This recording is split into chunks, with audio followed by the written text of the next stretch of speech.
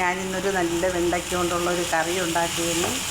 അതിന് വേണ്ടി വെണ്ടയ്ക്ക നമ്മൾ ശകല എണ്ണയിലിട്ടൊന്ന് വറുത്ത് വച്ചിരുന്നു. എന്നിട്ട് ജീരകവും കടുവും ഉലുവയും കൂടെ ഒന്ന് വറുത്ത്, എന്നിട്ട് അതിൽ വെളിച്ചെണ്ണ ഒഴിച്ചിട്ട് അത് ഇട്ടൊന്ന് വറുത്ത് അതിൽ ചെറിയ ഉള്ളിയിട്ട് അതും ഒന്ന് വഴണ്ട് വന്നപ്പോഴേ വെണ്ടയ്ക്ക ഇട്ട് കൊടുത്തു. വെണ്ടയ്ക്ക ഇട്ട് അതിന് ശേഷം ഒരു 2 തക്കാളി ചെറുത് അടിച്ച് വെച്ചിരുന്നു, അതും ഇതിലേക്ക് ഒഴിച്ച് കൊടുത്ത്. നമ്മൾ ആദ്യം ഇട്ടത് വെളുത്തുള്ളിയും ചെറിയ ഉള്ളിയും കൂടെയാണ് ഒന്ന്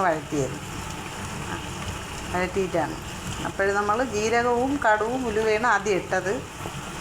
ഞാൻ വീഡിയോ പിടിച്ചുകൊണ്ടിരുന്നപ്പോൾ അത് ഒന്നും ആയിപ്പോയി, എല്ലാം നേരെ വന്നതാണ്. അതാണ് ഇങ്ങനെ കാണിക്കുന്നത്.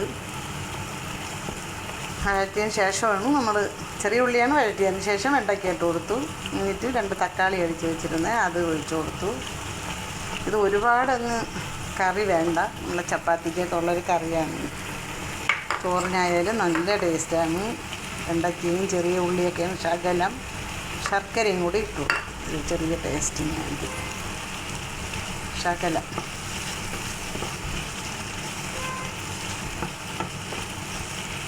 വീഡിയോ പകുതി വെച്ച് മുറിഞ്ഞു പോയി.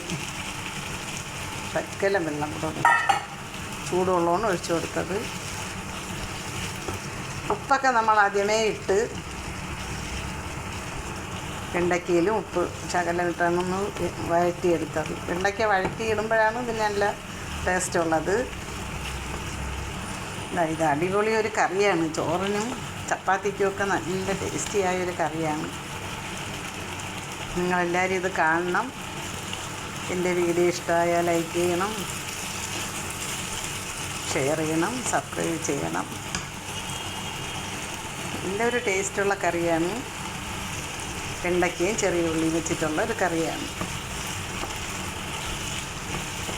ഇതിൽ വേറെ മല്ലിപ്പൊടി, മുളക് പൊടി 2 കരണ്ടി മല്ലിപ്പൊടി, 2 കരണ്ടി മുളക് പൊടി, ഒരു ശകല മഞ്ഞൾപ്പൊടി, ഇത്രയാണ് ഇതിൽ ചേർത്തത്.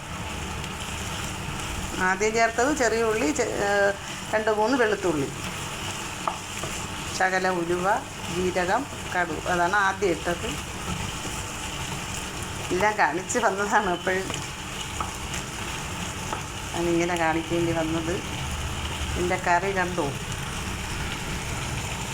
ശകലം കരിയപ്പലയും കേട്ടോ. ഇതൊരു അടിപൊളി ടേസ്റ്റിയായ കറിയാണ്. എല്ലാവരും ഇത് ഉണ്ടാക്കി നോക്കണം. ചോറിനും ചപ്പാത്തിക്കൊക്കെ നല്ലൊരു കറിയാണ്. ചെറിയൊരു മധുരവും എരിവും എല്ലാം കൂടി നല്ലൊരു കറിയാണ്. എല്ലാവരും ഇത് കാണുമെന്ന് പ്രതീക്ഷിക്കുന്നു. ഇഷ്ടപ്പെട്ടെങ്കിൽ ലൈക്ക് ചെയ്യണേ. ഓക്കേ.